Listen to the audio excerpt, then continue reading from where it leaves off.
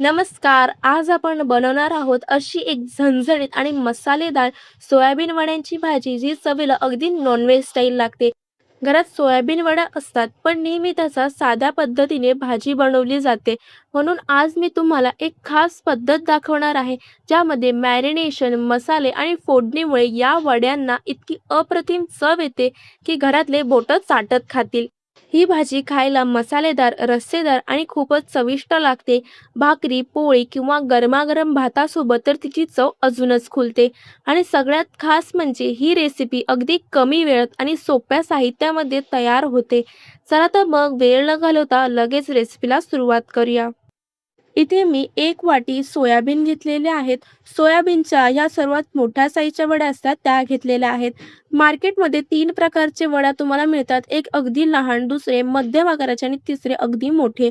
तुम्हाला जे आवडतात ते तुम्ही घेऊ शकता. सर्वात आधी या वड्या पाण्यात चांगल्या धुवून घ्यायच्या आहेत.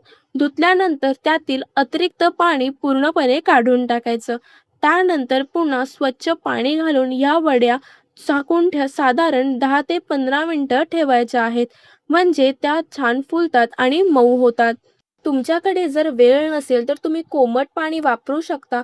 त्यामुळे वड्या पटकन फुलतात आणि खूप सॉफ्ट होतात. तुम्ही इथे बघू शकता सोयाबीन अगदी सॉफ्ट झालेले आहेत आणि छान फुलून आलेले आहेत. आता हाताने दाबून या वड्यांमधलं सर्व पाणी काढून घ्यायचे. अजिबात त्यामध्ये पाण्याचे प्रमाण नाही राहिलं पाहिजे.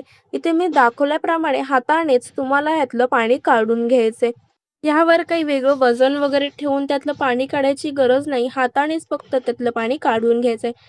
आता सोयाबीनला मॅरिनेट करायचंय. त्यासाठी अर्धा वाटी दही घेतले. दही शक्यतो आंबट नसावं. इथे मी एक छोटा चमचा घेतला, त्याने सर्व मसाले घालून घ्यायचेत. 1 चमचा लाल तिखट, अर्धा चमचा धनेपूड, अर्धा चमचा गरम मसाला, पाव चमचा हळद, अर्धा चमचा आलं लसूण पेस्ट आणि 1 चमचा कसुरी मेथी घ्यायची आहे. कसुरी मेथी हातावर चोळून घातली की तिचा सुगंध आणि चव दोन्हीही खूप छान येतात. आता हे सर्व मसाले आणि दही वडीला छान कोट करून घ्यायचे, म्हणजे भाजीला अगदी अप्रतिम चव येईल. तुम्ही चमच्याने किंवा हाताने हे मिक्स करून घेऊ शकता. प्रत्येक वडीवर मसाल्याचा थर व्यवस्थित लागला पाहिजे, कारण त्यामुळे भाजीची चव खूप छान लागते. तुमच्याकडे वेळ असेल तर हे मॅरिनेशन 15 ते 20 मिनिटं ठेवा, पण वेळ कमी असेल तर 10 मिनिटं ठेवलं तरी चालेल. इथे मी या सोयाबीन वड्या साधारण 15 मिनिटं मॅरिनेशनसाठी ठेवल्या आहेत. तुम्ही बघू शकता प्रत्येक वडीला मसाला आणि दही खूप छान कोट झालं आहे. आणि याच मॅरिनेशनमुळे आपल्या भाजीला अगदी चिकनसारखी मस्त रिच चव येते. घरातले सगळे अगदी आवडीने खातील अशी ही भाजी तयार होते. भाजीची चव आणखी वाढावी यासाठी यामध्ये आपण एक खास मसाला घालणार आहोत. एक खास हा मसाला घातला की भाजी हॉटेल स्टाईल तयार होते. चवीला अप्रतिम लागते. घरच्यांना कळणार देखील नाही की ही सोयाबीनची भाजी आहे. आता आपल्या सोयाबीन वड्या छान 15 मिनिटं मॅरिनेशन करून तयार झालेल्या आहेत. तर चला आता भाजीसाठी मस्त फोडणी करून घेऊया. त्यासाठी कढईमध्ये साधारण 1 ते 2 पळी तेल गरम करायला ठेवायचं. तेल चांगलं तापलं की त्यामध्ये एक बारीक चिरलेला कांदा घालून घ्यायचा. गॅस मध्यम आचेवर ठेवून कांदा छान तांबूस रंग येईपर्यंत परतून घ्यायचा. आता त्यामध्ये थोडीशी कोथिंबीर घालायची. फोडणीमध्ये कोथिंबीर घातली की तिचा सुगंध आणि चव अजूनही छान लागते. म्हणून मी ते 1 चमचा एवढी बारीक चिरलेली कोथिंबीर घातली आहे. हे सगळं अर्धा मिनिटभर परतून घ्यायचं. त्यानंतर 1 चमचा लाल तिखट घालायचं आहे. मॅरिनेशन करताना लाल तिखट घातलं होतं, त्यामुळे यावेळेस लाल तिखट थोडं कमी घालायचं. आणखी अर्धा चमचा आलं लसूणची पेस्ट घालून घ्यायची. मॅरिनेशन करताना देखील आपण आलं लसूणची पेस्ट घातली होती. आता आलं लसूणची पेस्टचा कच्चेपणा जाईपर्यंत ती परतून घ्यायची. यानंतर एक मोठा टोमॅटो मिक्सरमध्ये फिरवून त्याची प्युरी करून घ्यायची. तुम्ही छोटे 2 टोमॅटो घेतले तरी चालतील, पण टोमॅटो बारीक चिरून घालायचा नाही. त्याची प्युरीच करून घ्यायची, कारण टोमॅटोची प्युरी वापरली की भाजीचा रस्सा चवदार आणि मिळून येतो. आता ही प्युरी तेल सुटेपर्यंत 1 मिनिटभर परतून घ्यायची. त्यानंतर आपण मॅरिनेशन करून ठेवलेलो सोयाबीनच्या वड्या त्यामध्ये घालायच्या आणि फोडणीमध्ये मिक्स करून परतून घ्यायच्या. कारण सोयाबीन वड्या जर मॅरिनेशन न करता थेट भाजीमध्ये घातल्या तर त्यांना तितकी छान चव येत नाही. पण अशा पद्धतीने मसाल्यामध्ये मॅरिनेट करून आणि फोडणीमध्ये परतून घातल्या की मसाला वड्या छान मुरतात आणि भाजीची चव अगदी अप्रतिम लागते. इतकंच नाही, या वड्या इतक्या चविष्ट लागतात की अशाच खाव्याशा वाटतात. आता वड्या फोडणीमध्ये चांगल्या मिक्स झाल्या की गॅस एकदम कमी आचेवर ठेवून फक्त 1 मिनिटासाठी झाकण ठेवायचं, म्हणजे मसाल्याची चव वड्यांमध्ये अजून मुरते. आता 1 मिनिट झाकल्यानंतर झाकण काढून घ्यायचं. तुम्ही बघू शकता मसाला वड्यांमध्ये खूप व्यवस्थित मुरलेला आहे. आता यामध्ये आपल्याला पाणी घालायचं आहे. ज्या बाउलमध्ये आपण सोयाबीन वड्या मॅरिनेशनसाठी ठेवल्या होत्या, त्या बाउलमध्ये थोडंसं पाणी घालून शिल्लक मसालाही मिक्स करून घेतला आहे. साधारण अर्धी वाटी एवढं ते पाणी झालेलं आहे. तेही आपण भाजीमध्ये घालून घ्यायचं. अशाने भाजीच्या मसाल्याची चव अजिबात वाया जात नाही आणि रस्स्यालाही खूप चव छान येते.